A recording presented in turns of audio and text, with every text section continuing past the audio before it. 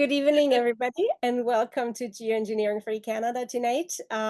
We have a very, very special guest. I did not announce her name. I did not disclose her name. I only announced a whistleblower, and she will introduce herself for sure because I didn't want to say too much or not enough. And she's going to do a presentation for us because it's all connected. The floor is yours, Stacy. Go ahead. Awesome. Thank you for joining tonight. And thank you, Bettina, for introducing me to your network of people that care about our skies and care about what's going on in our country right now and actually all over our planet right now. It's not just Canada, as I'm sure all of you are well aware. So my name is Stacy Beulah. I live in Alberta. I'm born and raised here, and between myself and my partner, we've got 4 kids, and that's why I'm fighting every day, and have been fighting ever since COVID, about, what is going on in our country and our world. And I've been trying to figure out all of it and scale up my knowledge as fast as I possibly can. Now, when Bettina, put out there as a whistleblower, so my career, I worked for a big oil company, and for 9 years leading up to last May. Last May was when I had my last day with them because they did a restructuring and I chose not to stay with the company. I had just recently I had recently been promoted and was being put through leadership training and courses and investment. But when I figured out the lies that I was helping fund just by working for this company, I couldn't do it. It was actually making me feel morally and ethically misaligned. And I loved my job. So I was a business development manager and with lubrication. And what my job was basically to understand, how all the different industries in our country, who owned them, what their shareholders or stakeholders were driven by, so that when we bid contracts, then I could kind of loop in the bigger scope of our other products that we had for our company. I was first, kind of 6 years ago, walked through what life on a carbon ration would look like. I was part of a pilot group where they had created a video of what life could be like living on a carbon ration. And at the time, I thought this was really quite sci-fi and, just kind of shook my head. And but that was just one of the factors. But then working on, going to steel mills and going to pulp and paper mills and going to mining sites and the oil sands projects and working with transport companies and construction companies, I started to see a pattern, and city tenders. I started to see a pattern developing where they were starting to implement something called ESG, environmental social governance scores. So that was another factor that, the questionnaires that we would have to fill out were, how many Indigenous people do you have employed at your company? What percentage of your company is owned by Indigenous? What do you have for environmental policies? What do you do for diversity, equity, inclusion? So we started going through all these training modules, and I had never heard of any of this before. And this goes back, 6 years ago.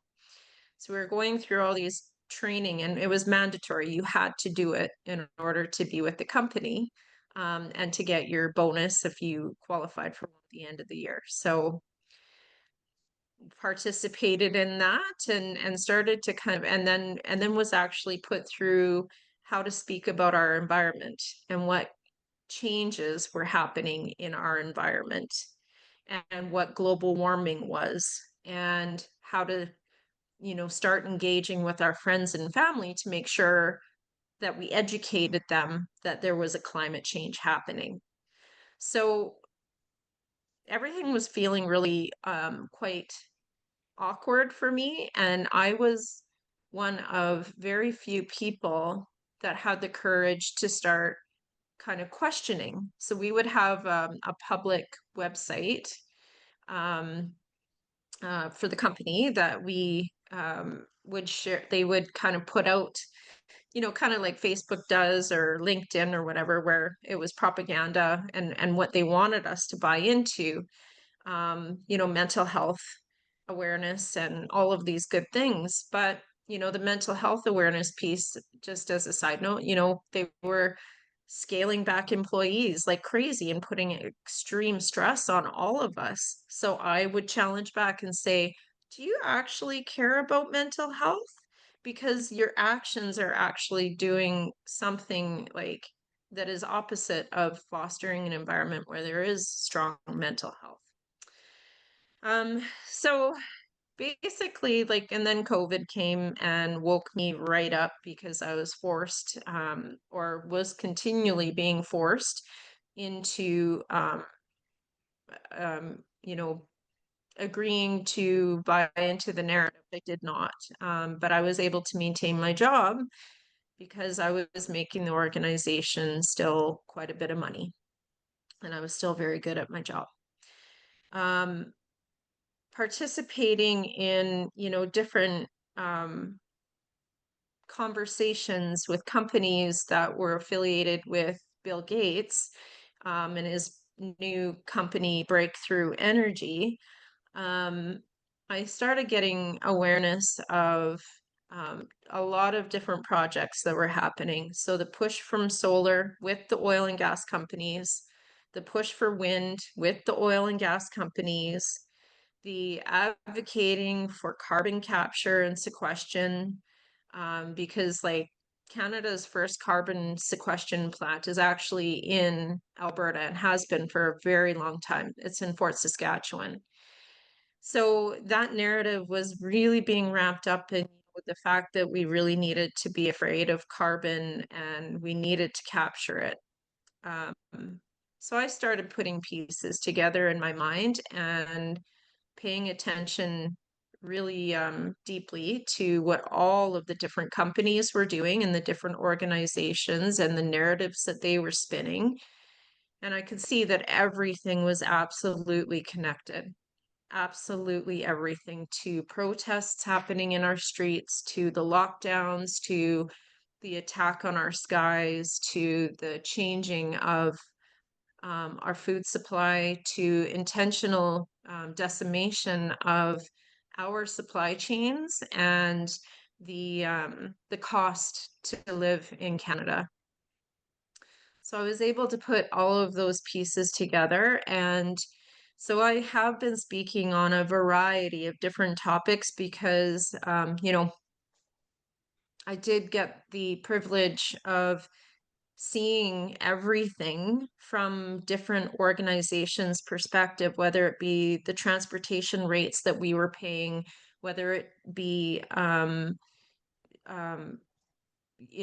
supply challenges or rations coming to us from the States, whether it be in being in facilities that of customers that manufacture copper. They have copper mining that comes from Cuba, and a byproduct of that is cobalt oxide.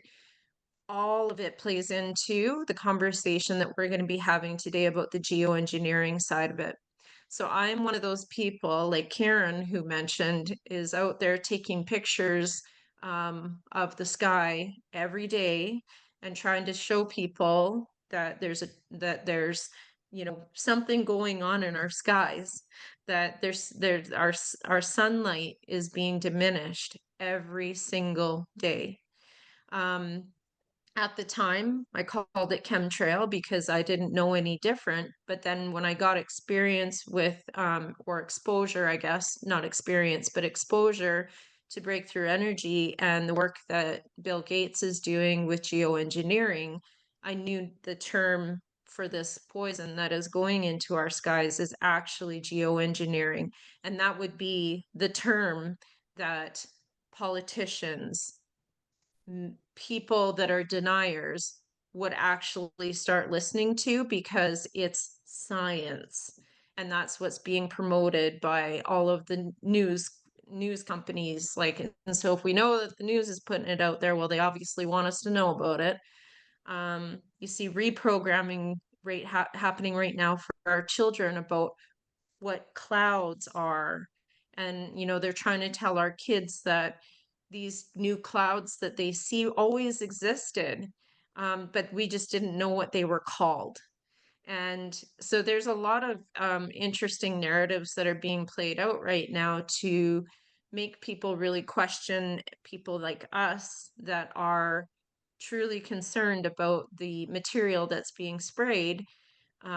So I created a presentation, and I've been trying to give this presentation to as many people as I can, um, just on the pieces that I've been putting together. And I'm going to share that presentation with you tonight. And please ask me questions at the end. So my knowledge does come from working with every single type of industry that you can think of in our country, being at those facilities, seeing how they operate, understanding how their gear runs, understanding the bigger picture of the global organizations or monopolies that are being formed, and how it all kind of plays together.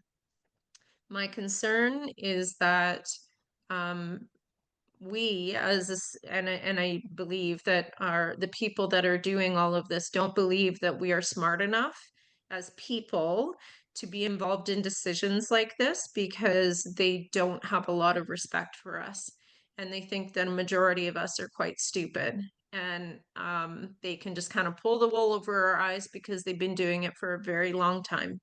But thankfully, 5 years ago, many of us woke up and started paying attention to what is being done to us. Um, so I'm just going to share screen, and this is number a presentation that I've done in a variety of different markets. I have been going also and speaking about, in Alberta. Well, I've been doing speeches on UNDRIP. I've been doing speeches on the Alberta Land Stewardship Act and the sustainability movement, because I was asked to speak at ICLEI, which is part of the C40, which I ended up not speaking at because I had a conflict of interest.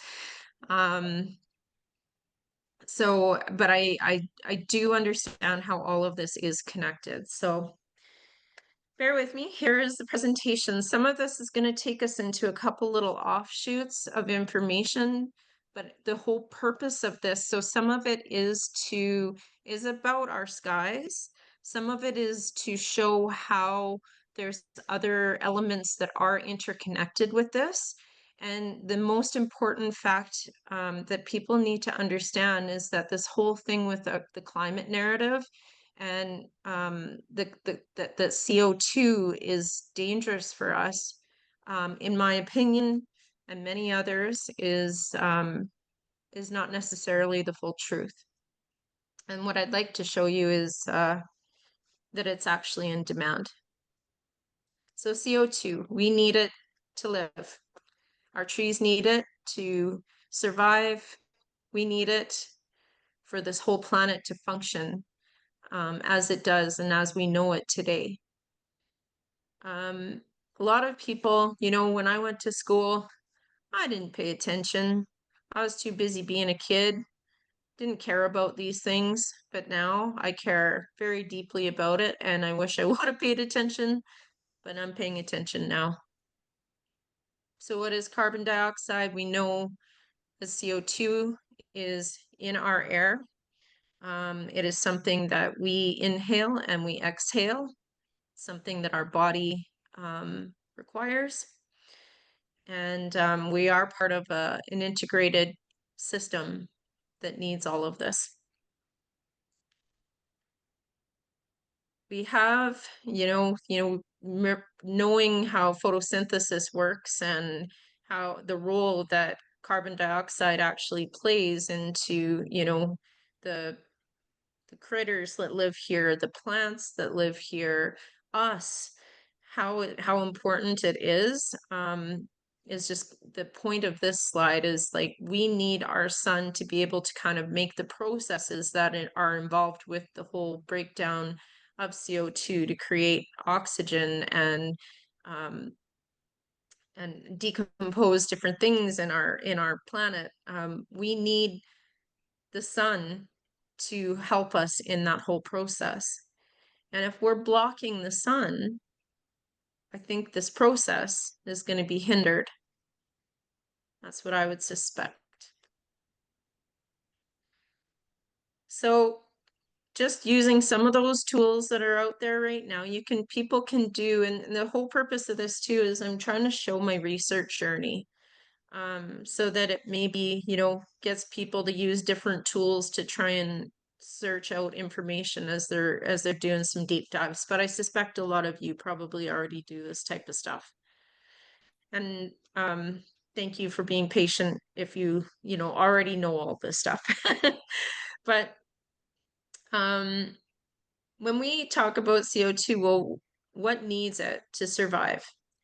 So plants, algae, cyanobacteria, coral reefs, soil microorganisms, and industrial processes. Don't animals and humans need CO2 to survive? So this is me asking ChatGPT. So if you've never used the program, and again, ChatGPT has a bias in there as well. So it tries to lead us down a certain path. So be careful when you're using it. It says, yeah, animals and humans indirectly rely on CO2 for survival. So photosynthesis dependence, blood pH regulation. So it is pretty critical that we need CO2. Without CO2, the oxygen production and food chains that support life would collapse. Pretty important statement. Now, if I told you that CO2 was in demand, contrary to what we're being told that CO2 needs to be captured because it's dangerous, would that surprise you? A lot of people don't even actually understand the industry that CO2 is used in. So if we look at it really quickly, carbon dioxide is used in refrigerant systems, welding systems, so like welding gases, water treatments, carbonated beverages, so beer and pop, whatever. The metal industry uses it, and fire extinguishers. When you look at chemical and pharmaceutical applications, so it's needed for urea production, that's fertilizer systems, methanol production, carbonates, plastic and polymers, sodium silicate, and that is used in pharmaceuticals, electronic applications, circuit board assembly. CO2 is used in the electronic industry for assembling circuit boards. Surface cleaning, it helps clean surfaces. And this one, which is really important, semiconductor device manufacture. CO2 is involved in the production of semiconductor devices. This is really important to understand. This is a game changer. The oil industry.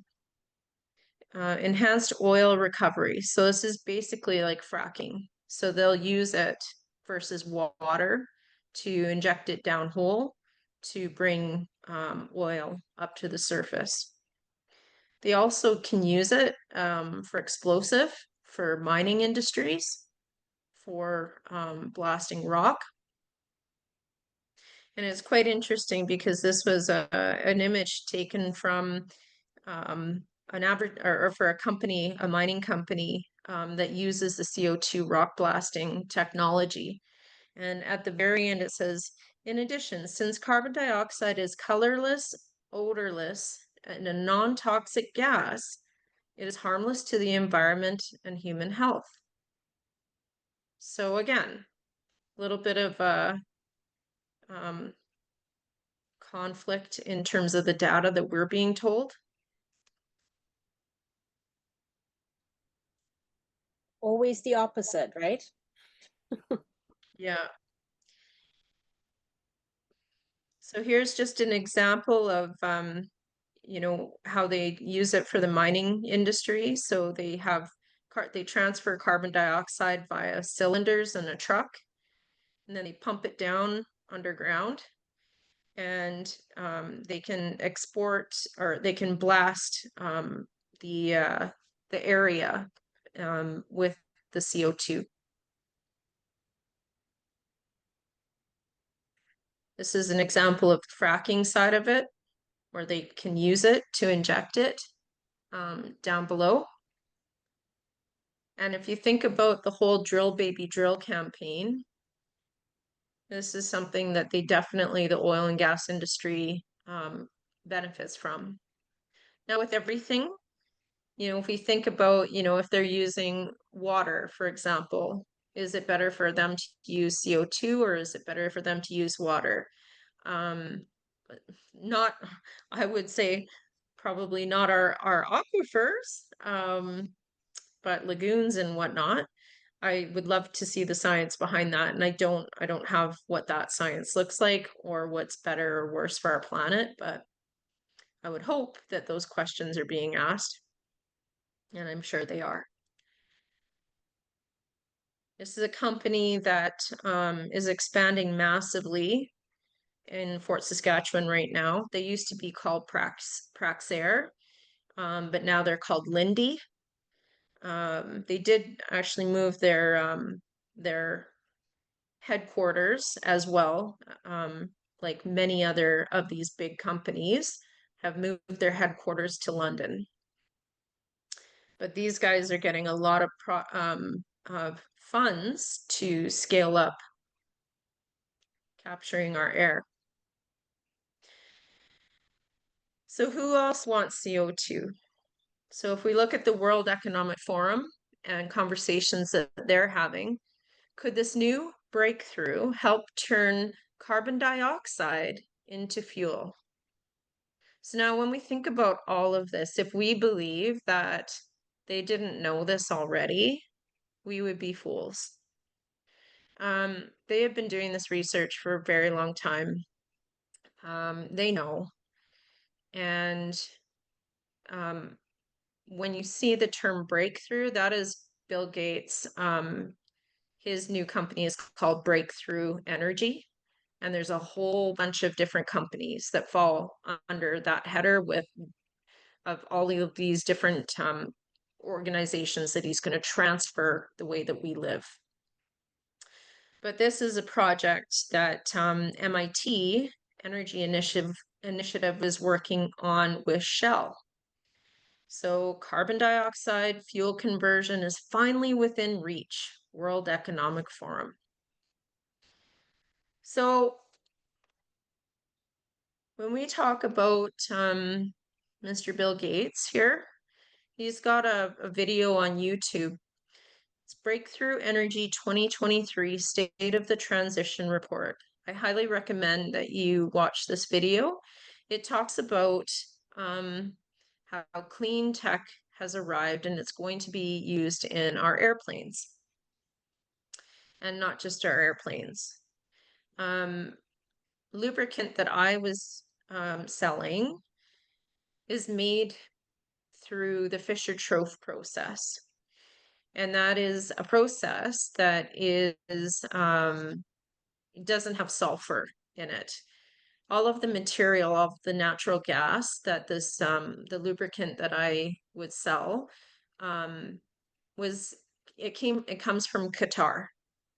So Qatar is where there's a massive plant, and it's being scaled up to be even larger. That's where they take natural gas using the Fischer-Tropsch process, which is a process that was developed during World War II.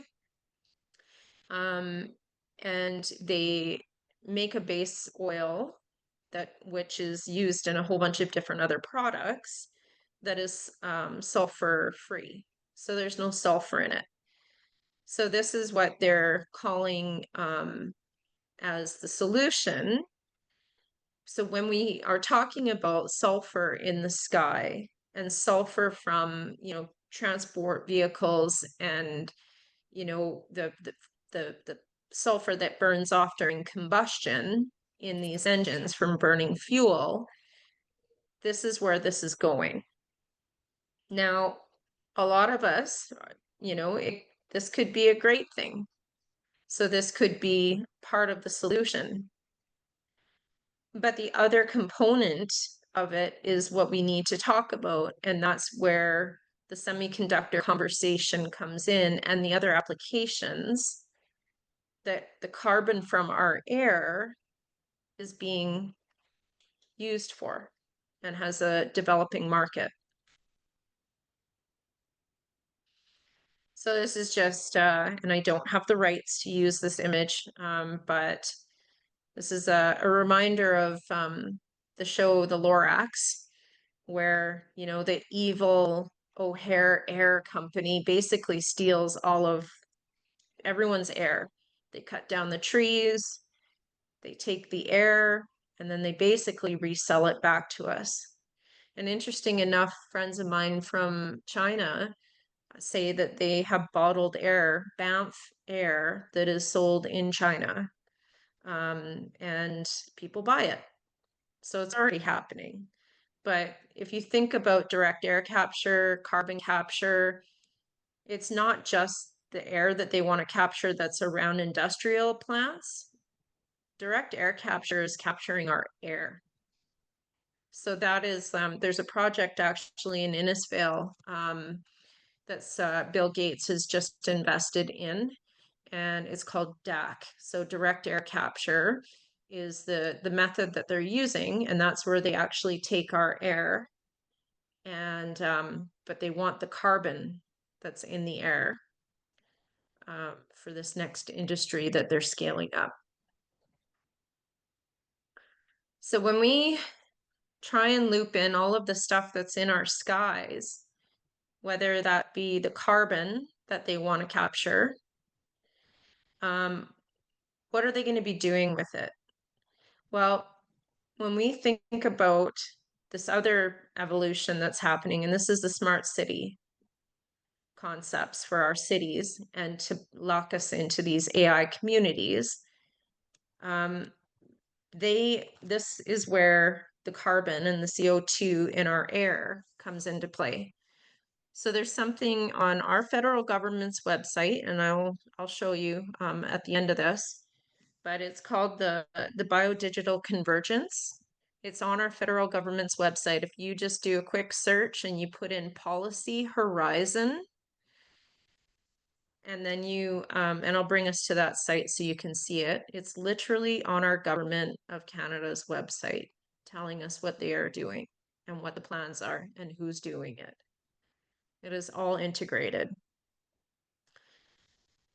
So they want our CO2. And actually, I just, there's this really cool tool that I found. It's called Nagram. So Google Books Nagram Viewer.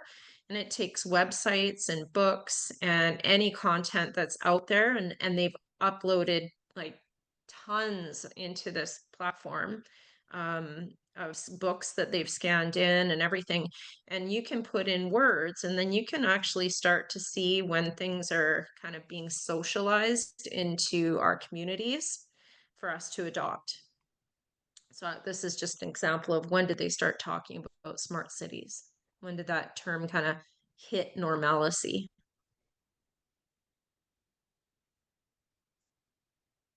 This is just, and I'm sure that everyone that's in this call is probably also aware of the smart city concept and how, it's being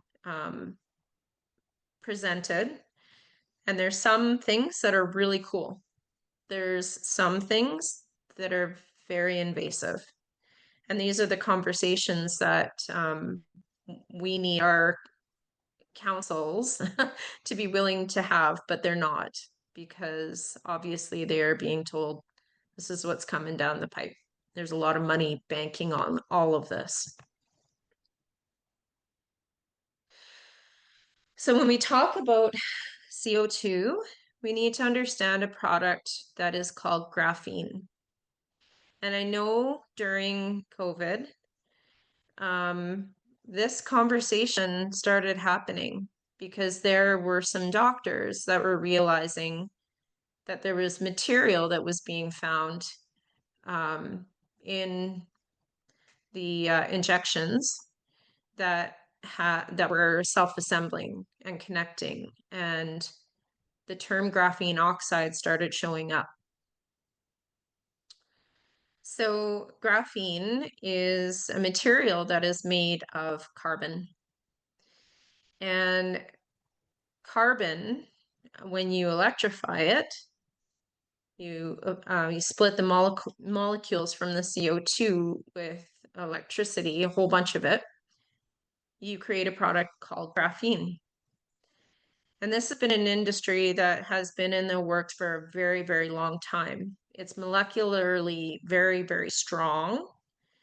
So they're trying to put it in steel. They're putting it in concrete. They're putting it in rubber. So we've got Goodyear that's using it in rubber. We've got Heidelberg that's using it in concrete. We've got Algoma Steel that's using it in steel to give it extreme tensile strength. Now, the interesting with graphene, and if you watch some videos, there's a ton of videos out there. And again, remember, there's always biased in these videos, so understand who is putting the videos out there. There's a lot of things that you can do with it, but graphene is always conducting. So it doesn't lose its conductivity. And so the opportunities with this could be super cool if you think about maybe free energy, if they use it for that.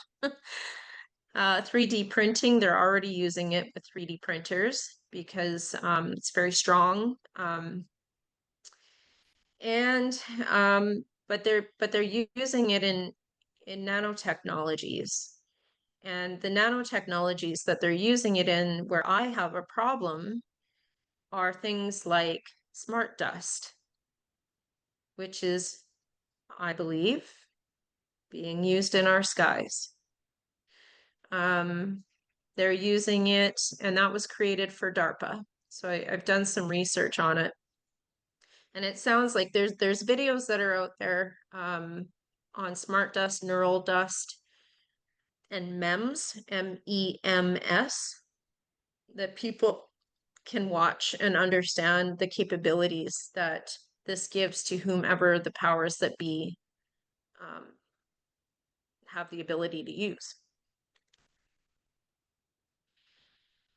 So this is just some articles just to showcase, what graphene oxide is being used in. So graphene oxide is detected in the body by specialized cells of the immune system. So the medical industry is banking on this because they want to use it for a variety of different things. Now it is being sold to us in the I guess with the marketing that this is going to, allow medical industry to see into our body and essentially be able to zap out cancers and different things that are not supposed to be in our body. So potentially there are some really great things that it can be used for. But if they have this ability to go in and target certain cells, and they're putting this into us without us being aware, that's where I have the ethical concern. If there's some amazing technologies that are out there that, and we're aware of it, or we opt in, sure, there's going to be people that are totally interested in it. But again, if they are putting this into our air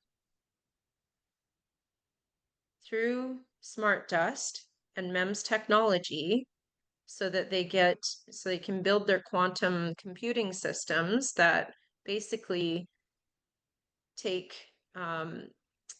anywhere that this dust lands and feeds it live information to a computing system. It's called geospatial engineering. I have a concern with this. When I put into Chat GPT, is graphene safe for human bodies? So this is the response. Potential benefits. Graphene-based materials are being explored for medical applications like drug delivery, biosensors, and implants. Some studies suggest that graphene can be safe in controlled environments and specific applications. Health concerns. Other studies indicate that certain forms of graphene, such as graphene oxide, may cause inflammation, oxidative stress, toxicity, especially if inhaled, introduced into the bloodstream in high concentrations. So these are the questions that we need our government to be asking to these powers that be that are spraying materials into our sky. Where are the tests? How do we know that this product is not harming what it's landing on, or who is ingesting it, whether it be us or our dog or whatever? Clinical trials. Preliminary clinical trials have been shown that low concentrations of graphene oxide nanoparticles may be tolerated by the human respiratory system without immediate adverse effect. However, long-term effects are still being studied, so we're basically guinea pigs. There's a lot of companies out there that are marketing the potential of graphene right now. And I believe that this is the buildup to justify the efficacy and that it's something that is, going to be amazing for us. They're all starting to build it up because they know that people like myself and others are catching on to where they're using it and where they're potentially using it. Now, this is where it gets a little bit interesting in terms of some interesting kind of similarities that are in my terms, because I do some real hardcore researching. Interesting investors and interesting social kind of movements that are also happening while this scale up of this material is being done. So this is an example of this Avidane, and this is Henry IV III talking about, has joined the graphene manufacturing technology licensing company of Avidane. So this is where they're going to be using this for 3D parts, using our air or the carbon for 3D parts. A very interesting correlation, though, and this is completely away from chemtrails, but it is a direct tie. I've been studying another group that is called the NDN Collective, and the Ford Foundation is supporting that at the same time that they're scaling up the graphene. Now, if you think about all the chaos and distraction that is happening in our world right now with the different social changes, there is an organization called NDN Collective, and they are essentially behind the Black Lives Matter protests, the Palestinian protest we're seeing right now, Indigenous land back, and LGBTQ movement and scaling up of all of it. So while we're super focused on all of this, these things are happening in the back end while we're all distracted.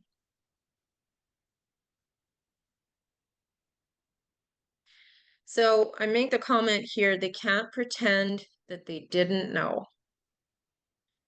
So company called Cabot Corporation went public January 13th of 1978. Their whole piece was using black carbon and silicas for nanotechnology. So, and if you look at kind of the evolution of some of these companies and their IPO dates, so we've got Cabot Corporation, so 1978. And again, this is nanotech that they're looking at, which is graphene and different oxides. So if you look for a different oxide, like a cobalt oxide, it's used in nanotech. CBD Equipment Corporation, founded 1982, later went public. Nano Explore became public in 2017. Global X, and X is a thing you will see everywhere. That is one of the symbologies of this whole new, we will be Generation X, we will be X-Men. If you think of X, like the X-Men and turning into superheroes with all of this electronic capabilities inside of us, I know it sounds crazy. It's not. Do the research. People are, I just want to make this comment. So people are making comments to me that, they just think right now, and that thought shows up on their phone. It's not even that they're listening and the thought shows up on the phone. That's what it used to be. It's like, oh, I think they're listening to me on my phone. Now you can just think it. You don't even have to say it.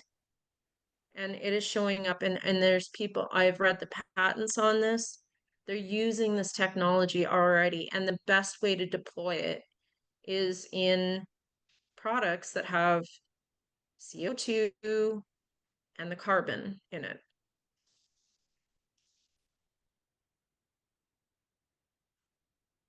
So when we think about CO2, is this in demand? Yeah, it is. It's in high demand. That's why they want to capture our air. They want it for the semiconductor device manufacturing. So this is something that is going to be scaled up massively. And what does this all power? It powers the smart grid. It powers the quantum computing capabilities that they want. China has been exporting coal from us at record numbers out of Prince Rupert and Vancouver. And when you burn coal, you get, and especially coal that has a really great metallurgy for this type of product, you have your base stock right there. So if China is actually being really smart because they are exporting our coal, which has the right metallurgy.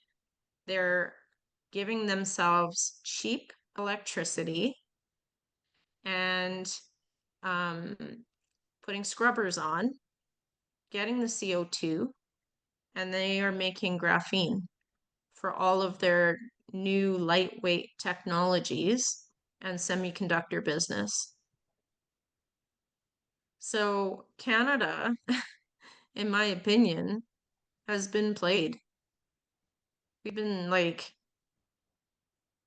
we have been completely manipulated and taken advantage of in terms of what the new emerging technologies are that are coming out. Um, and I'm guessing that in terms of the control system, because they already have smart city control over there and they're on digital um, personal control systems for their behavior and whatnot. They're ahead of the curve and we're just catching up. And that's what our government's trying to do is catch us up to them.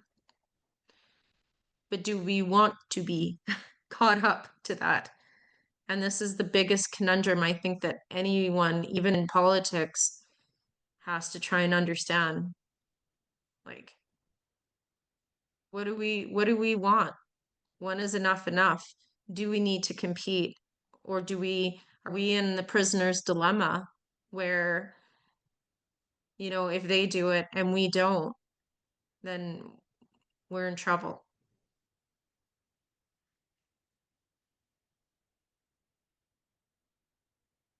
So I love this just from the Lorax because it's unless someone like you cares a whole awful lot, nothing is going to get better. It's not. We need to learn from some of the things that we've done in the past. And I think what they're trying to do is rewild our whole country to make do for what's going to be happening in China. And Prince Rupert is actually like where the largest amount that is being exported from the Kanuma coal mines up there. So when we talk about, how are they impacting all of society to buy into all of this stuff that's happening? Well, they keep us in a fear-based state. So we're not thinking rationally and we are just scrolling and we are looking at, what is the most current thing that's happening in today. They're keeping our world on fire. They're doing all of these things to build up the narratives that are keeping us distracted so we don't actually understand what's going on. Um, they're teaching our kids that, carbon dioxide needs to be captured and you can be a carbon hero by stopping fossil fuels, burning fossil fuels like coal and oil. This is what they're teaching us in North America. Yet they're doing something completely different in other countries. Um, you know, when we look at, so this is on NASA's page about a brief history of carbon dioxide measures. So 2008. So this is, when they started kind of linking human activity, carbon dioxide, building up the narrative basically on NASA so that they had their science-based conversations going on. But they actually started having conversations way earlier on all of this. This has been a plan that's been in place for a very long time.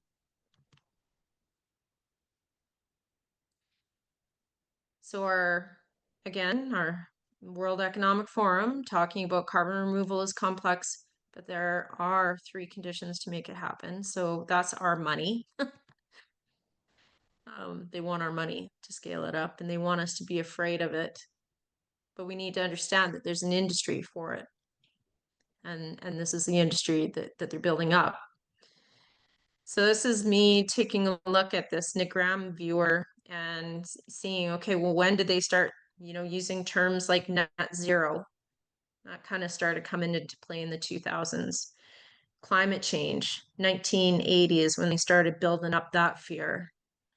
CO2 looks like it was always kind of part of the conversation, obviously, because we kind of need it and it has existed. But it really started kind of ramping up,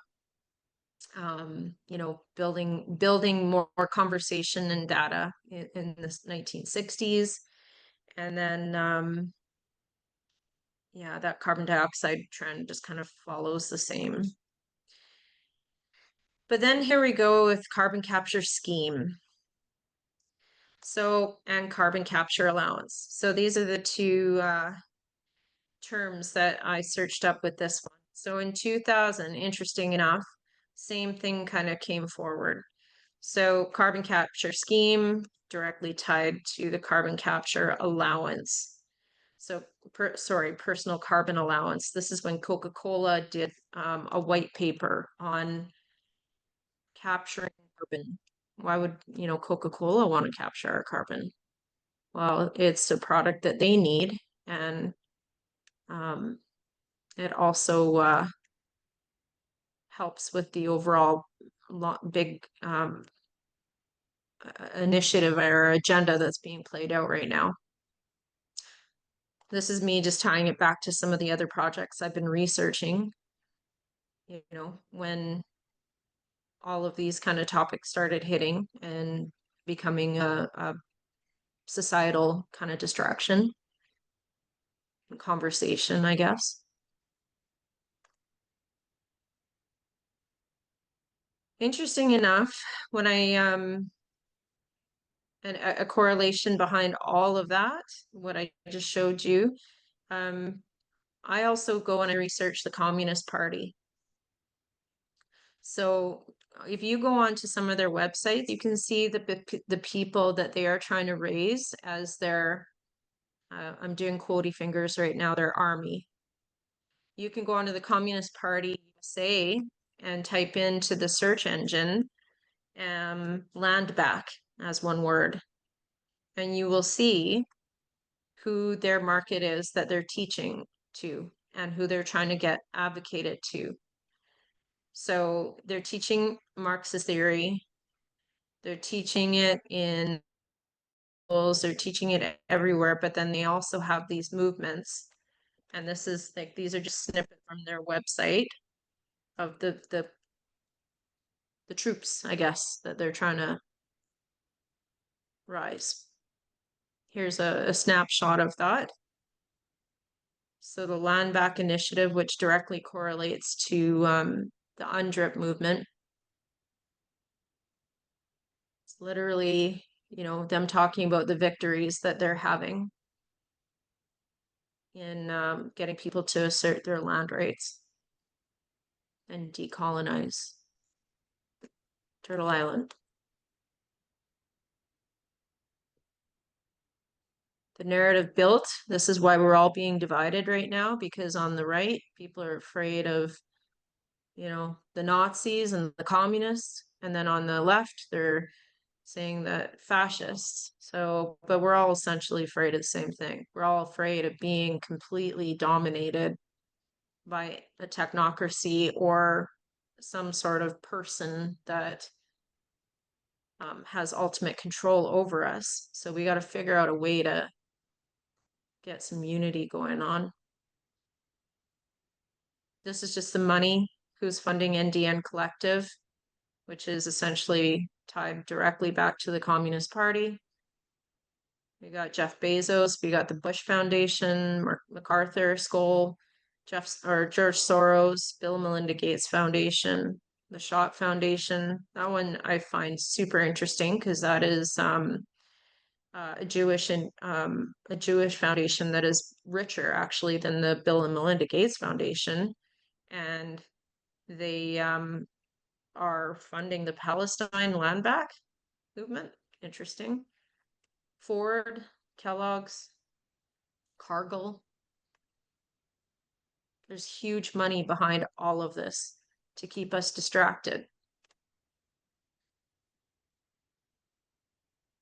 Again, just some interesting correlations going on. Showing the ties to, this is sorry, and this is not the geoengineering stuff, but this is just tying it back to, decimating our overall economy and our job force, and all of the bigs are doing it right now. They're cutting all of their people. They're all getting rid of people so that we all need money.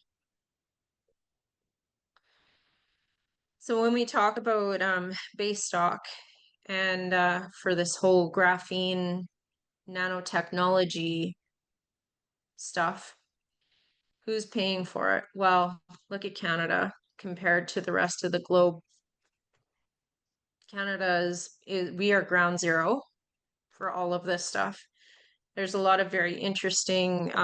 This is an image from the World Bank um, showcasing it. You can go on to United Nations as well to see the commitments that each of the countries have made. Um, Canada is being decimated financially by the whole concept of the climate narrative and the climate fear, and that's why we are being hit so hard with all of it, is because they want to take the wealth that exists here and have us fund the scale up of this new industry. The grants that are being given from our carbon tax dollars are actually being given back to the oil companies to scale up um, the carbon capture, which they're trying to tell people that it's just stored underground, but it's not. It's being used. So if you look at this, this is Canada just, we brought in that carbon tax in 2019. The goal of that was to get us to 170 per ton by 2030. And that is absolutely massive compared to any other country.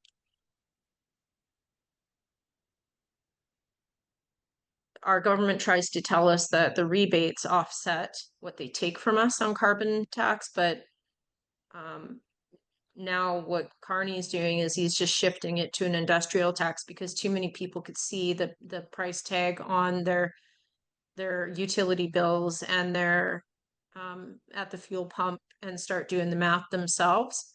So they want to take away the visibility to the math for us. I was looking at pollution and where the highest polluters pollution rates are, and they don't have any carbon plans whatsoever for carbon capture, any of that kind of stuff. So, but if we look at like Canada's actually we're we're green in terms of the pollution stats, but we're getting worse, obviously, because they want it to make it look worse for us too, so that we beg to be governed harder, and they're putting more stuff in our skies. Um, this I was just looking at where all the wealth is and if they're doing anything like associated, and some have like schemes or whatever. But this is the most interesting one here, the progression of the carbon tax. So this idea and all these concepts came out of Europe. They started implementing it in 1990. And then if you think back to that chart that I just showed you, where say we've got Sweden, they were the second one to bring it in. If we go back, look at that. Canada, so 1990, Sweden brought it in, and the amount of dollars in revenue for the millions of dollars versus Canada, we've doubled. They've taken double in 2 years from us from what they've taken from Sweden since 1992. And this is why we are hurting as a company or as a country.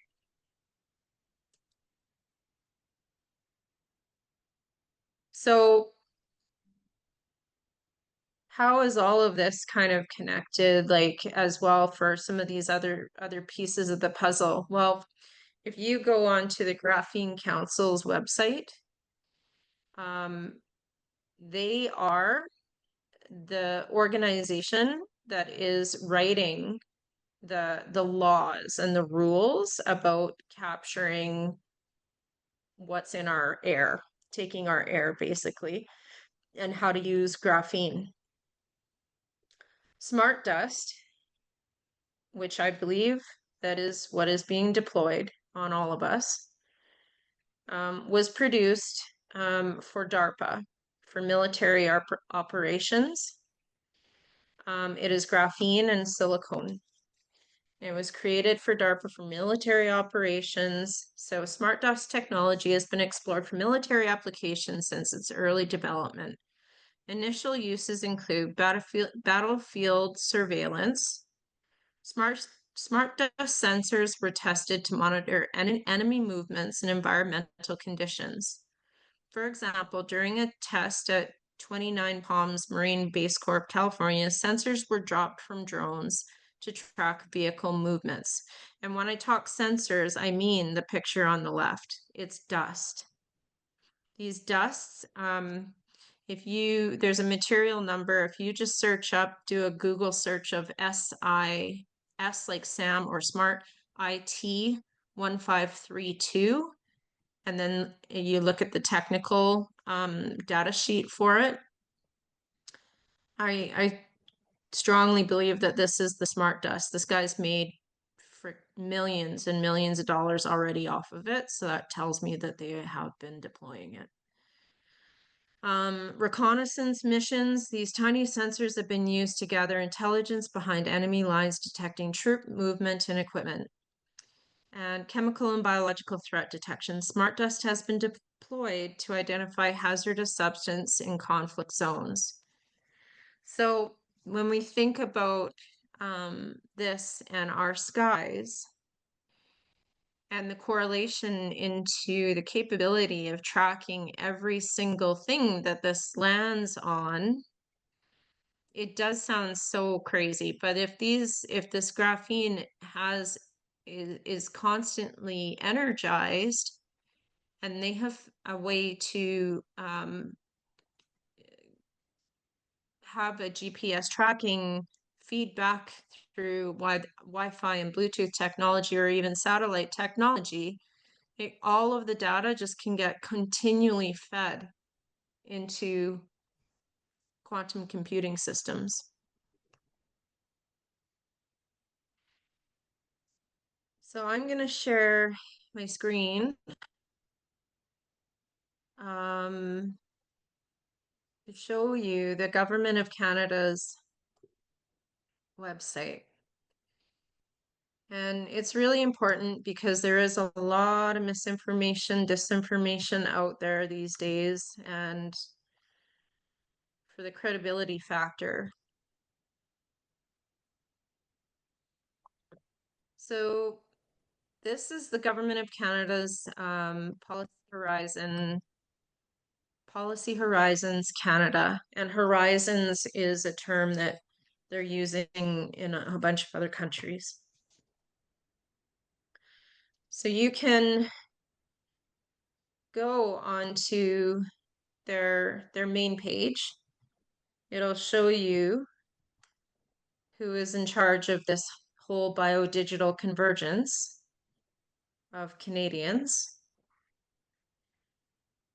So this is Christelle Vander Elst, and she's the Director General of Policy Horizons Canada government. She's a former head of strategic foresight at the World Economic Forum.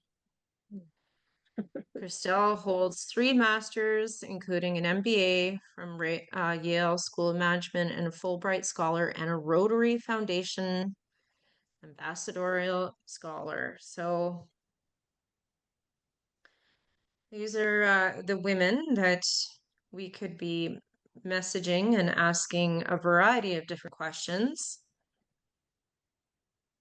It can be a great place for you to research the topic, because none of our politicians are talking about this. They are not talking about how they're planning on using technology that is being put into our skies to either manipulate us, police us, maybe save us. You have to do your own searching to find this kind of stuff. But what I found quite interesting is when you go on to this Policy Horizons website and you type in the terms, let's do a quick search of CRISPR. We're talking here about the breakthrough. Remember good old Bill Gates breakthrough of gene editing using CRISPR technology. This is nanotech and biohacking.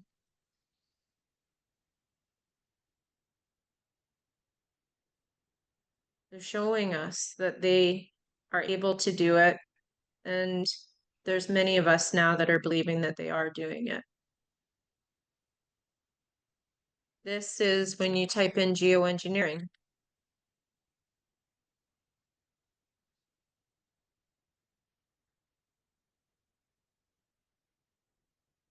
So there's a bunch of different articles you can go in there. So if people say to you, well, they're not taking the sun away from us. Well, they are. And this is a site that you can actually go to. Next gen is another term to kind of watch for because we're the next generation of AI things, transhuman beings. So it's all there. It's on a government website to start reading the documentation, look at the conversations that they're having. And if I'm just going to show you one other thing.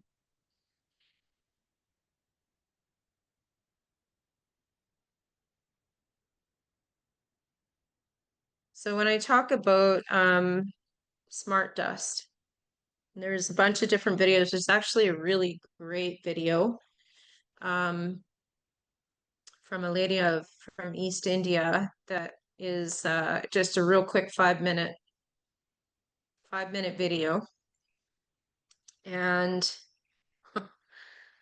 oh, interesting. Can't get onto the page.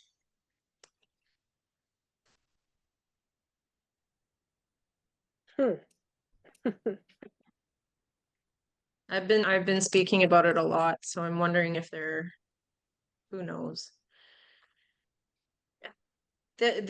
So this is MEMS technology. So you can actually this technology was developed at the University of Warsaw in Poland. And then in the scientist that was doing this research, he actually was a communist Jewish fellow that had to flee because this is when Warsaw was going through all of the changes and the Warsaw Pact came forward. And he ended up being at the University of Berkeley in California and kept his work just on going, kept on going. And so MEMS, these mini electronic meters, I believe I'm trying to remember MEMS, it's an acronym. This is the technology that they are using. It doesn't this makes it look like it would be big, but it's not. Like there's a technical data sheet behind it. The screen would actually let me show you it, where it gives you all of the breakdown of the size of this. It is microscopic. It is the size of dust, and they have a variety of different products, and all of this. So they are going to be using it as the replacement for smartphone batteries, for um, medical imaging. It takes the size of a battery down astronomically to a very, very small size, but you can actually use it for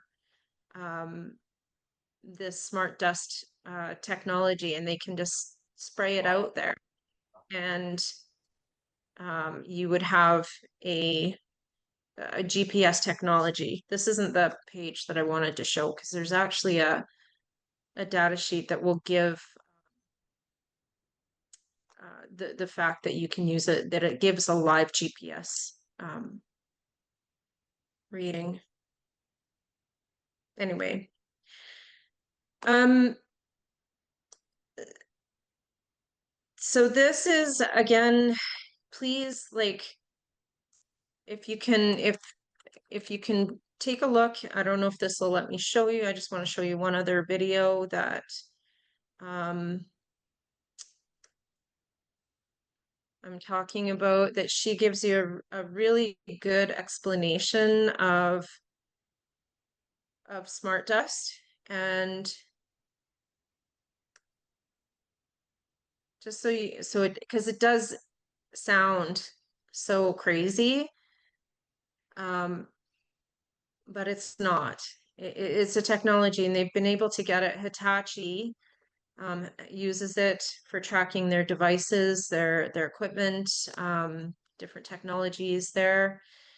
Um, So there's a bunch of different videos. Some of the stuff that they're putting out is, all pro smart dust. Some of it is to try and confuse us, to make it sound like it's just a conspiracy theory. This lady right here in purple, she does an excellent presentation. It's just a quick 4-minute video, but it tells you, how it was developed for military application. Um, but this is where it feeds into geospatial engineering, and that is essentially the monitoring of every single living thing on this planet. So this is the video. If you want a really good quick explanation, it's quite good. And then there are TED Talks that talk about it. This one's not TED Talk, but it's the same kind of.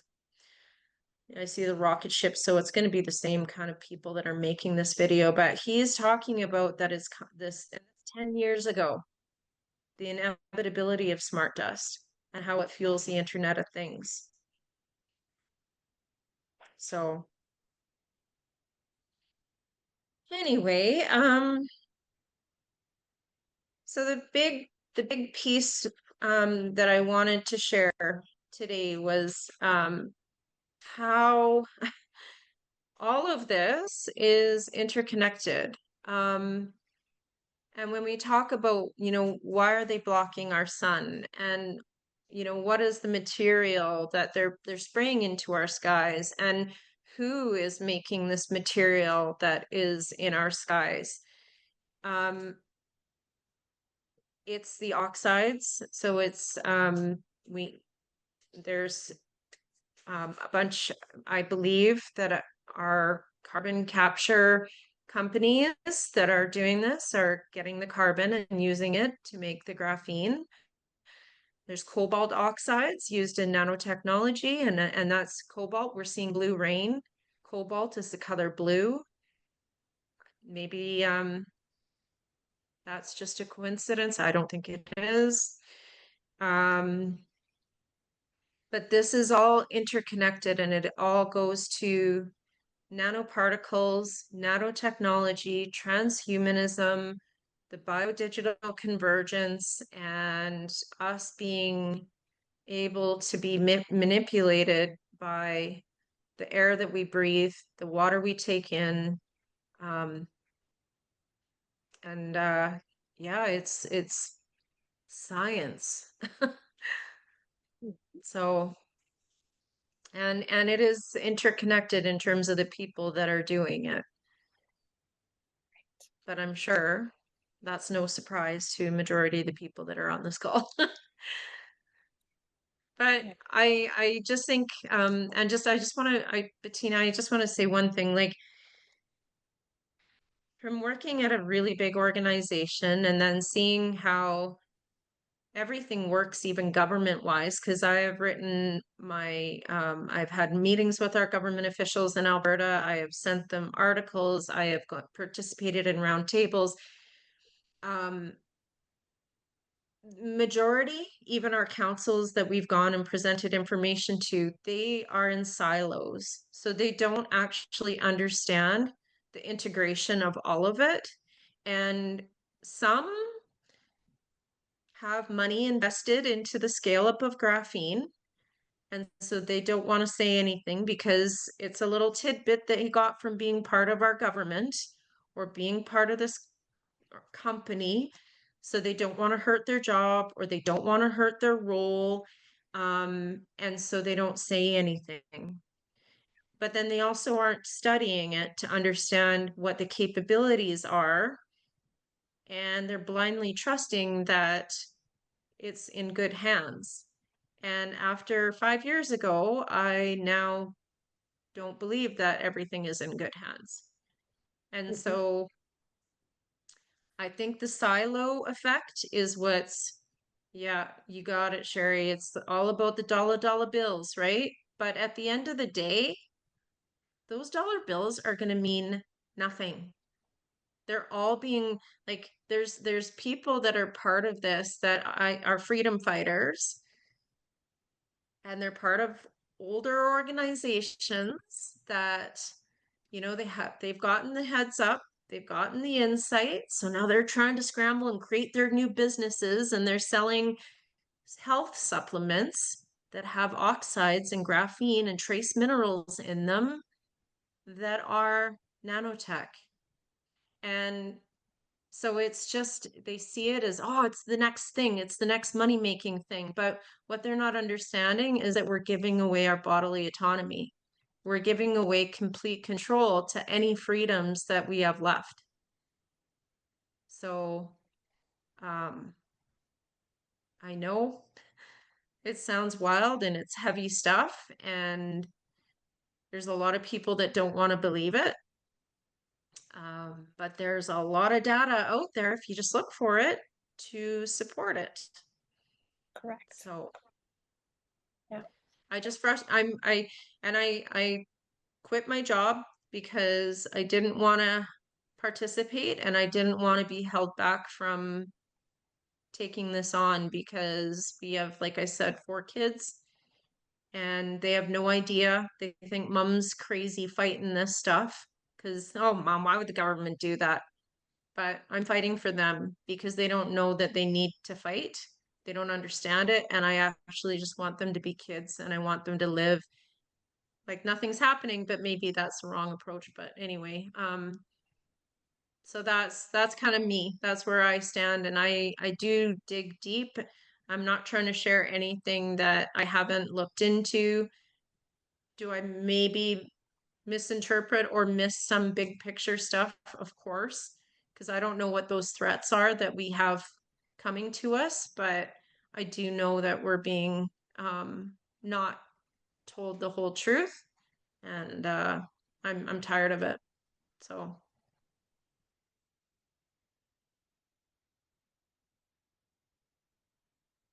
you are muted there, Miss Bettina.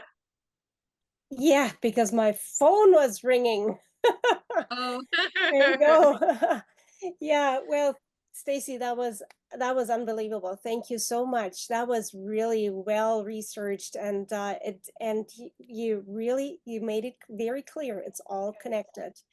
Yes. And well, the geoengineering seems to be, and I was talking to a friend of mine, or lots of times I was talking to a friend of mine down in the States. Her name is Nikki Florio. And she always pointed out, she always said and mentioned geoengineering is the foundation of everything that's going on, everything. And that is very, very true. But before we can talk geoengineering, we really do must understand what geoengineering is. And it's not necessarily only what we see in the skies. This, what we see in the sky, and people call it chemtrails. Those are the condensation trails, and we've been discussing this a lot of times, right? they are blocking the sun because of certain things that have happened in the past. So it's always a good idea to look into the history of what has happened where and when and what has changed. And you know, Stacy, that I'm part of a really big group from Jim Lee's group, Climate Viewer, and we've been discussing this for a long time. And as you know, Jim's been doing research for many, many, many years, almost 20 years now. Yeah. And the reason why we say contrails is because there are still contrails, but Yeah. something has changed, so that these trails are creating clouds and they are blocking out the sun and they are not good for us. That's for sure. They're And not.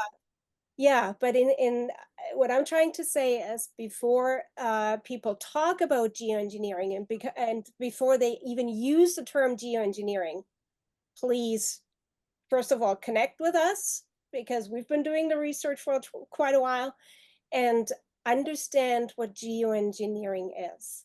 That is really, really important. And we've seen so many, what you just mentioned before, too, mis and disinformation and blowing things out just because it's good to jump on a bandwagon at the moment. And so it's really important to research, and it's really important to connect with the people that actually did the long time and long term research on different things and certain things, and in our case, the geoengineering. Well, thank you Mhm. again, Stacy. That was excellent. What an excellent presentation. Very well researched. I'm wow. that's that's absolutely amazing. Well, and I just to that note, like, and Bettina and I have talked lots about this. It's, you know, the nomenclature is really important for sure, because the they've done such a good job, they being the bad guys, um, at, chemtrail, people being, you know, crazy, and that, they've really done a really good job of making people think that, if someone says that there's something in our skies that's not good, that they're a little bit nutty, right? And so when we talk about this and we talk about the fact that, you know, let's just agree that they're putting stuff in this sky. You're concerned, I'm concerned. Great. Let's all band together and make them stop it. Because, unless they can show us beyond a shadow of a doubt that it is absolutely needed, and there's some cataclysmic kind of thing that we don't know about, then show us, but have this massive public conversation and debate about it, which we're all just begging for. But they don't, because they know there's really smart people that are doing the research and figuring out that, you know what, there actually is an impact on human health, on our trees' health, on our water's health, like the animals that live here. Like, we are a species at risk because of this.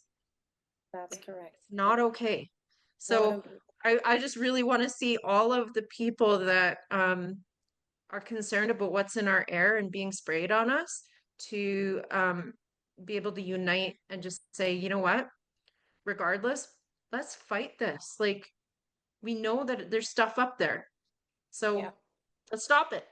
So, that's Troy, exactly. yeah.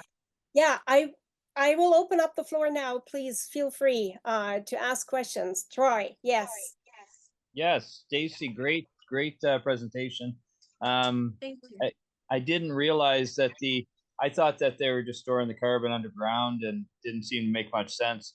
But so here in Nova Scotia, 60% of our power comes from coal plants, and they're trying to phase out the coal plants now and cut down all the trees and put up windmills and solar panels, and because that's way better, right?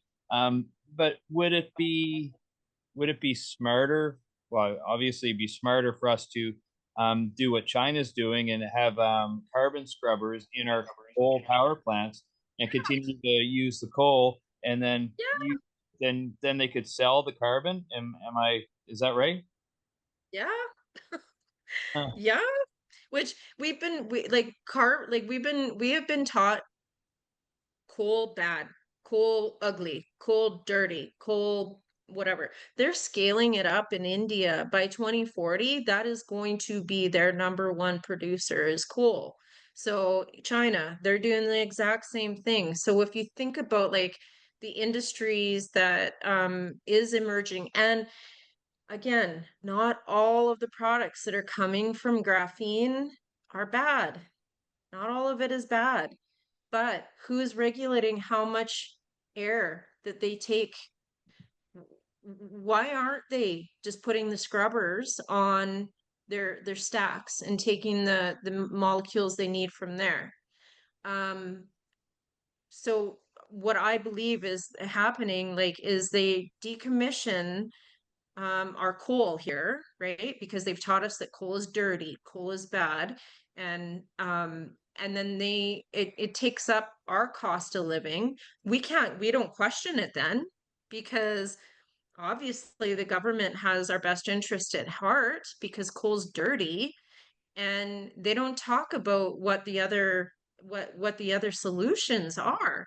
So bang on, Troy. Like they should be putting these scrubbers on, giving us inexpensive energy to take our cost of living down, put the proper scrubbers, spend the money on it, and then you've got base stock for your graphene. But have panels of people, not just profiteers, that are involved in the conversations about who gets to put the graphene where. But I believe that this all comes down to military application. And they're trying to, build up this fear that you can't trust the guy next door, or there's all these terrorists everywhere and they're all going to kill us. And so we need to be able to, track everybody and we should live in fear of each other. And so that feeds that, right? And so then everyone wants to scale up the AI and scale up surveillance but for whose benefit?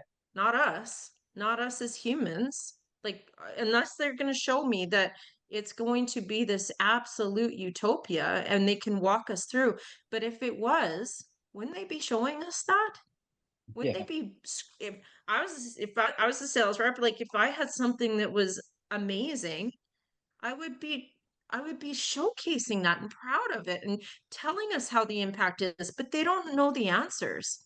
Or they do know the answers and they don't want to tell us. And then on that one last note that you said there, Troy, in terms of cutting down the trees. They're cutting down the trees here too. They're cutting down the trees down in the States. They're cutting the trees down everywhere. You know who's got a tree planting division? Who can come in after all these forest fires? Same people that are selling you carbon credits. Who's And, got tree planting schemes ready to roll out? Oh, they're going to come in and be a hero. And then they get the carbon credit. It's yeah, all like to that was make that was carbon our new dollar. yeah, that was another thing that I caught from your talk. Like I'm in Nova Scotia, like I said, and so a lot of people here are talking about Alberta. Alberta's the freedom province, and oh, we should all move to Alberta. But it sounds like Bill Gates has already taken over Alberta. Yeah, totally. He modified our Alberta Land Use Stewardship Act. He was part of the whole modification of our land planning through this International Sustainability Society or whatever. Like he's got his fingers in every pie. Like he's doing this $40 million investment in Innisfail on this direct air capture project.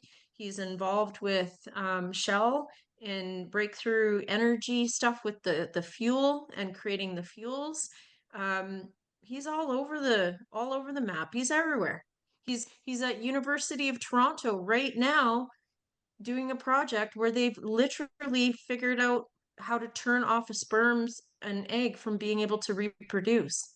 I know a kid working on that project, and she can't say anything because she'll lose her education. She's getting her degree at U of T, and they Wow. have done it.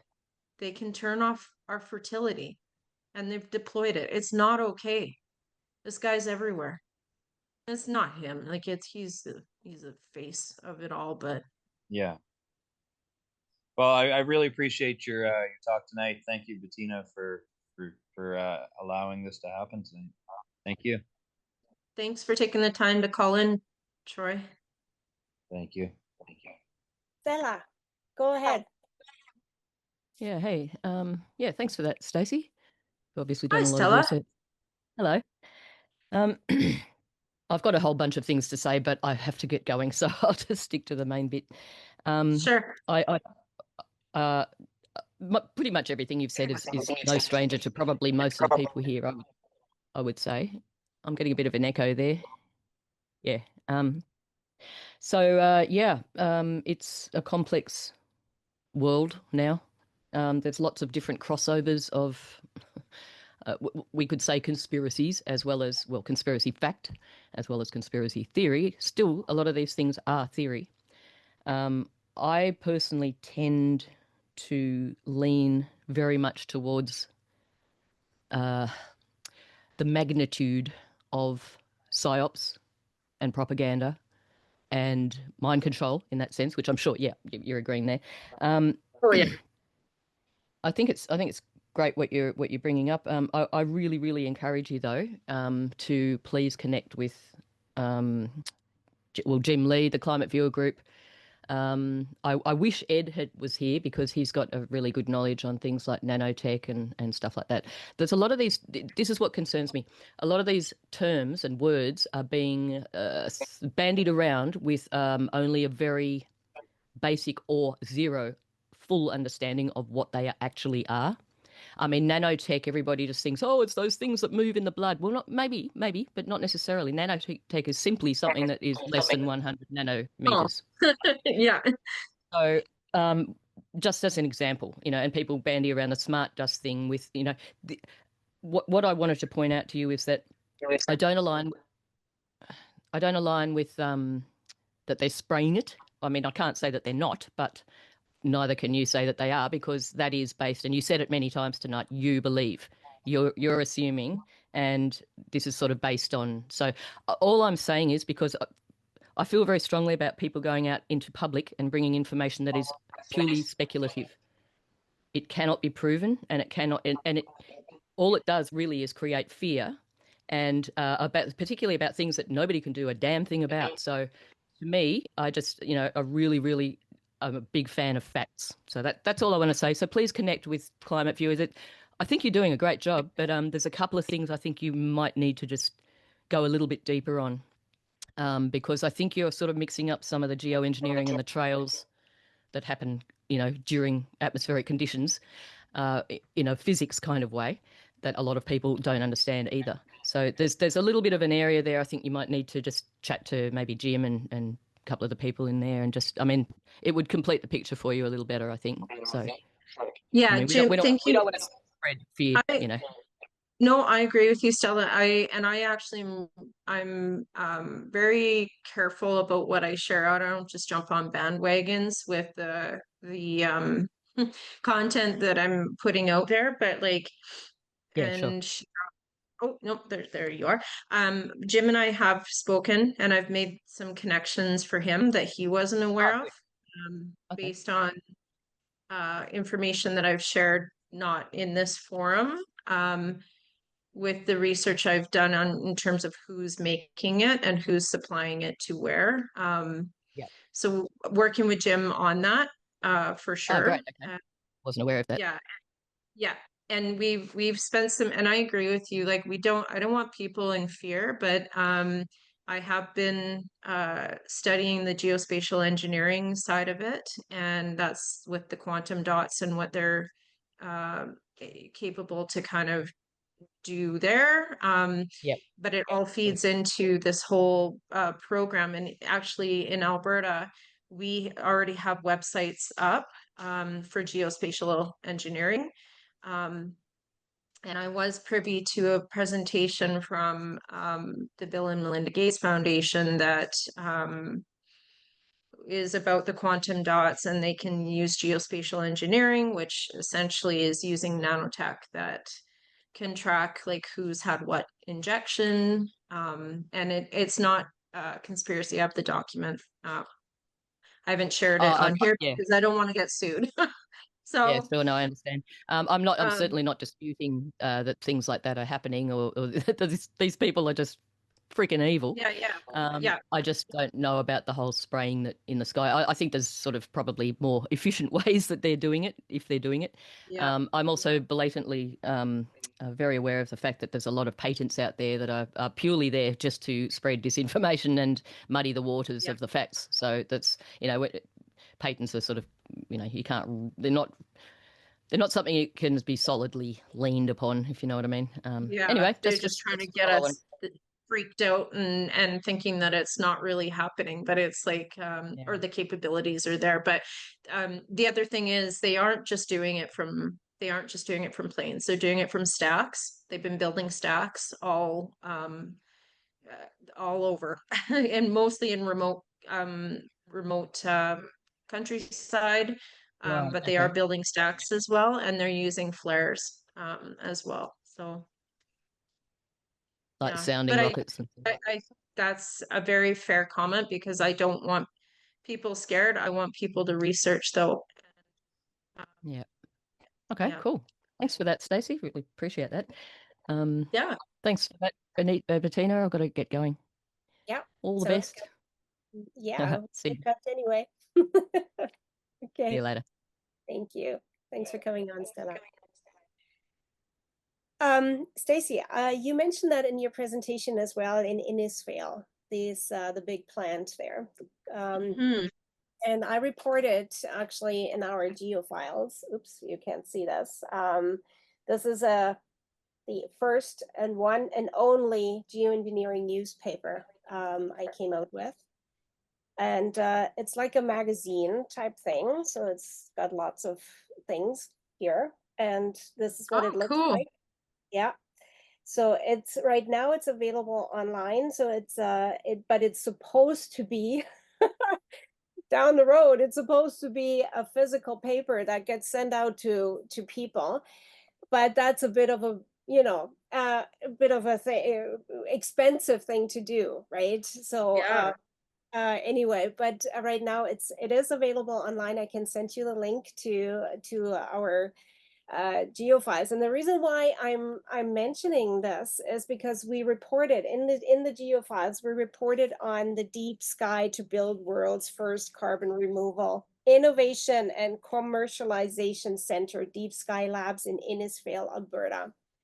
So that's what what I have here in the geofiles as well. And quite frankly, I'm a big rally person, so I love rallying. I well, way back when, and back in 2021, I started the Worldwide Rally, and so I love doing these kind of things. And I was hoping to, and this is something that I would like to ask you: could you or would you think that we can rally a few people and go to that plant and protest, you know, Mm-hmm. and tell them, stop it. We don't want you here. Right? Uh, Yeah. so if that There is, was a okay, go ahead.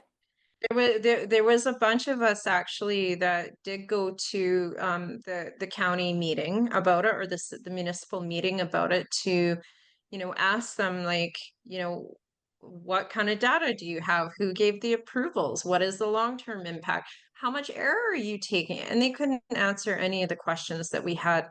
And they said the government's approved it. So it's Yeah. it was kind of like, you know what, our job is just to lease the land, and to approve like what goes on to the land, and or the the lease store rate, and they're within our bylaws. It's an industrial application. So, and then they said, the Alberta Energy Minister approved it. So it must be good. They must have done all their due diligence. So Yeah, due diligence. That's right. yeah, Yeah, exactly. yeah. Okay. Anyway, But yeah, no, definitely that is something that I know that the people in that town are frustrated, they're concerned, they don't know what the long-term benefit or impact is going to be. right.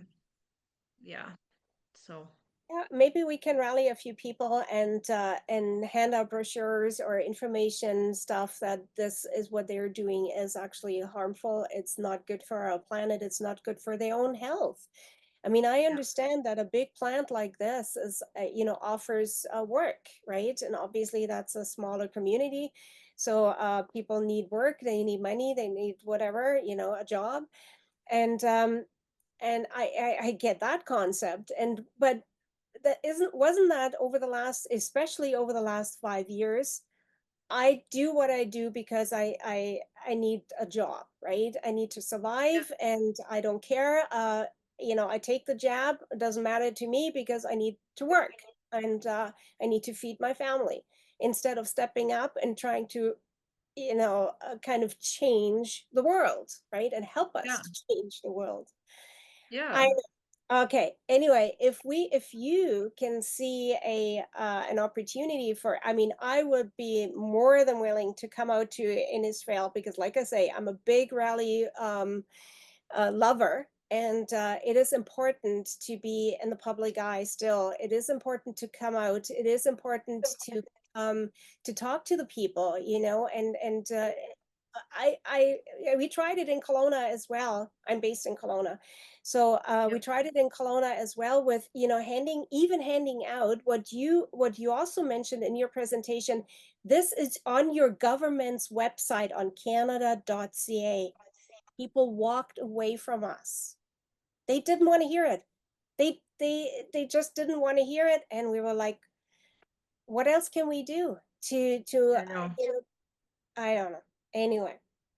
I know that's the hard part is because a lot of people can't process that this is even something that would be a conversation, right? And it is a lot easier to believe that the companies and these people have our best interest at heart. But I think when you talk about dollars versus and working in silos, if they don't know the full picture, sometimes it's a little bit too late. And there's so many examples. We all say, use the old adage like history repeats itself, like, and it does because we don't learn. and they use it. So it's just another tactic to, you know, Yeah, yeah, that's right. control Yeah, society. But like honestly, society's not bad. Like we just want to have a roof over our head, yeah, have food to eat, clean water to drink, and our critters and our kids and everybody happy in that regard. Like I know it's way more complicated than that, but yeah, money, all this money stuff just, it corrupts everybody. Um I like Stella's comments, like, and those are really fair checks because not all nano tech is bad. So it's like it's learning like, what, and this is the part for me, like with all of this stuff with graphene, because at first I was like, this is awful. But not all of it is. Not all of it is. It could be great. So it's trying to figure out what the stuff is that is ethical and moral and won't be used against.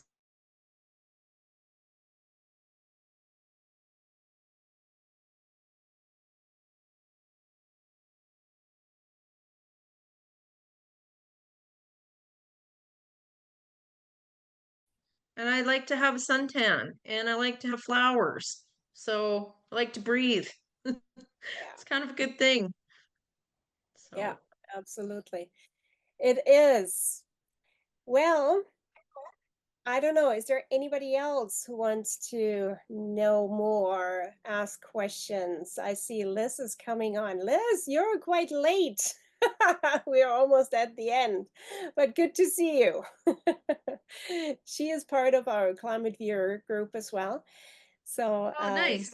yeah, so there were a few people here, Cherie, so we all are connected. We all are a part of the same group and same of the, Jim Lee's group, and we learned a lot from him for sure.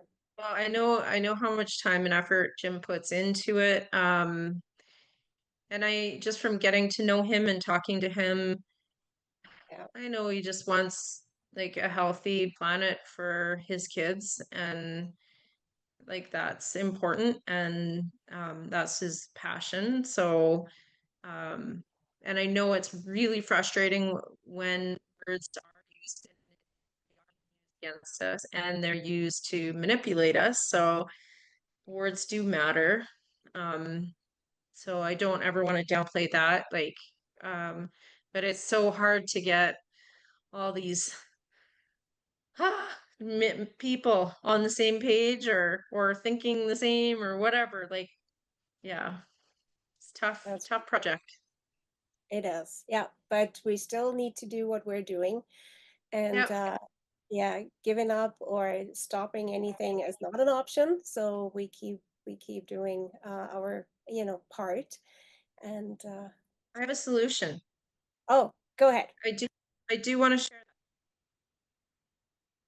In Canada, so Jim and I were talking about this, how like down in the States, the governors have been bringing forth, and we know that the governors, even if they're bringing forth policy, it's not stopping it because it's the military and they're going against conventions that are already in place. They're not supposed to be doing it. So it is an act of war, essentially, and nobody wants war.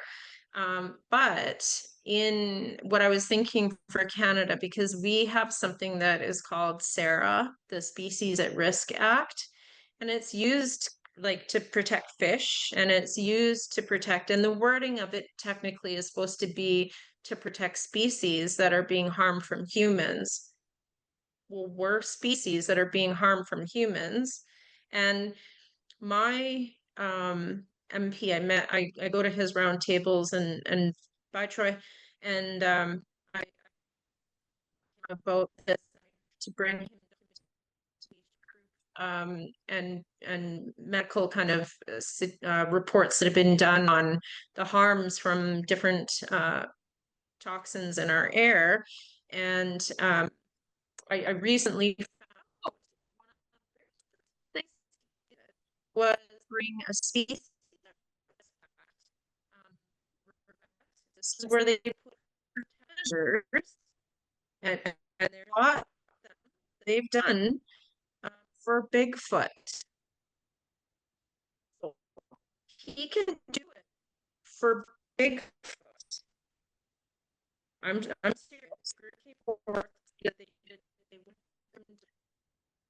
Forth that Bigfoot is not even a joke, but he did. So now I go there. I am going to go on. What I would love to do is say we are a species at risk. So you'll do that for Bigfoot, but you won't do it for your or yourself or your wife. So I would love if you would be able to present a species at risk case like in all of the provinces.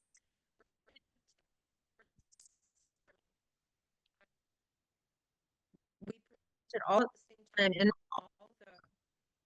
all of our provinces at the same time with unity and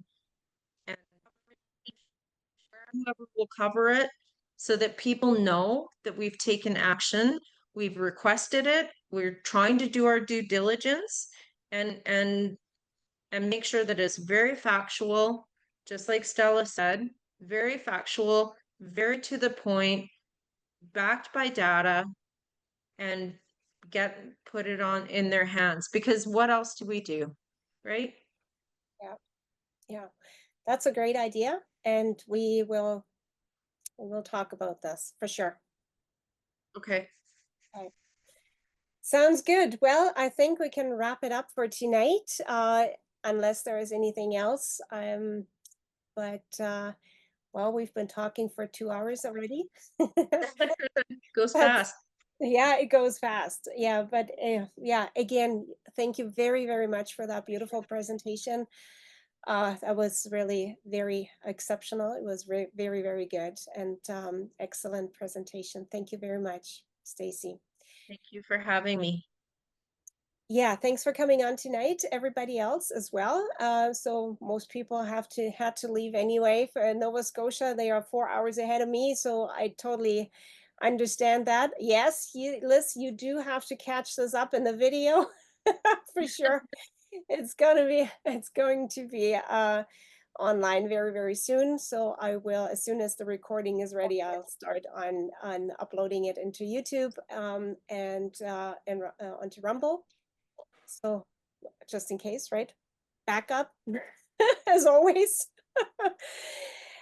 Anyway, Stacy, again, thanks so much. Have a great night, and we keep in touch for sure, and we keep working on your solution. That's a great idea. I love that, and maybe we can definitely find some time to rally some people up in Innisfail and tell them, you know what, go away. We don't like you here. Sure. Okay. Thank you very Sounds much. awesome. Okay. Okay. Talk Sounds soon. good. Okay. Talk to you later. Bye. Okay. Have a good Okay. night. Thanks, everybody. Bye. Bye-bye.